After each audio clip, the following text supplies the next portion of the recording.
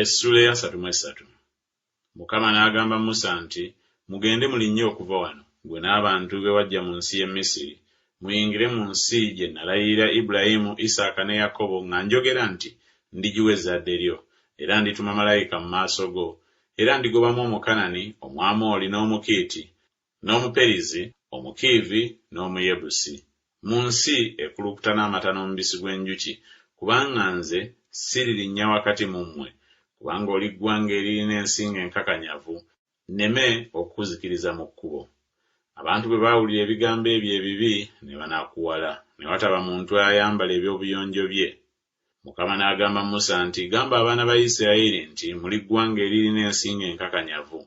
Mbeera kulinnya wakati mu ggwe newaakubadde akaseera akatono, nandikuzikirizza.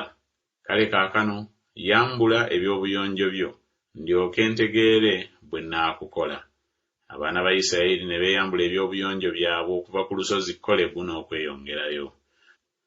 Musa yatwalanga eweema n'agisimba ebweru w'olusiisira, walako n'olusiisira. N'agiyita eweema ey'okusisinkanirangamu, era buli eyanoonyanga Mukama n'afulumanga n'agenda mu weema ey'okusisinkanirangamu eyali ebweru w'olusiisira. Era Musa bwe yafulumanga n'agendanga mu weema, abantu bonna ne bagolokokanga ne bayimirira, buli muntu mu mulyango gw'eweema ye n'atunuulira Musa okutuusa bwe yamalanga okuyingira mu weema. Awo Musa bwe yayingiranga mu weema, empagi ey'ekire n'ekka n'eyimirira ku mulyango gw'eweema, Mukama n'ayogera ne Musa. Abantu bonna ne balaba empagi ey'ekire ng'eyimiridde ku mulyango gw'eweema, abantu bonna ne bayimuka ne basinza, buli muntu mu mulyango gw'eweema ye. Mukama n'ayogeranga ne Musa nga balabagana mu maaso, ng'omuntu bw'ayogera ne mukwano gwe. N'addangayo mu lusiisira nate, naye omuweereza we Yoswa omwana wa Nuuni, omuvubuka, teyavanga mu weema.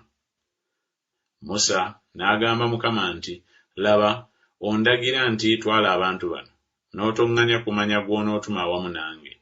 Naye wayogera nti, nkumanya erinnya, era walaba ekisa mu maaso gange. Kale kaakano nkwegayiridde, bwe mba nga nalaba ekisa mu maaso go, ondage amakubo go, nkumanye, ndyoke ndabe ekisa mu maaso go. Era lowooza ng'eggwanga lino bantu bo. N'ayogera nti, amaaso gange galigenda naawe, nange ndikuwa okuwummula.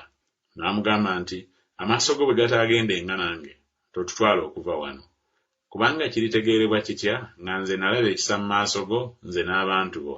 Si kye kiriva kitegeerebwa kubanga ogenda naffe, n'okwawulwa ne twawulibwa nze n'abantu bo, mu bantu bonna abali ku maaso g'ensi?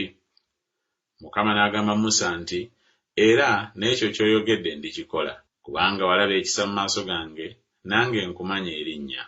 N'ayogera nti, nkwegayiridde, ondage ekitiibwa kyo.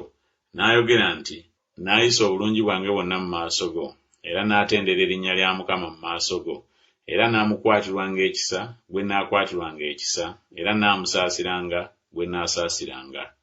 N'ayogera nti, toyinza kundaba maaso, kubanga omuntu talindabako n'aba omulamu. Mukama n'ayogera nti, laba waliwo ekifo ekiri okumpi nange, naawe onooyimirira ku jjinja. Awo olunaatuuka ekitiibwa kyange bwe kinaaba nga kiyita, n'akuteeka mu lwatika lw'omu jjinja, ne nkubikkako n'omukono gwange okutuusa bwe nnaaba nga mpiseewo, ne nziyako omukono gwange, naawe n'olaba amabega gange, naye amaaso gange tegaalabike.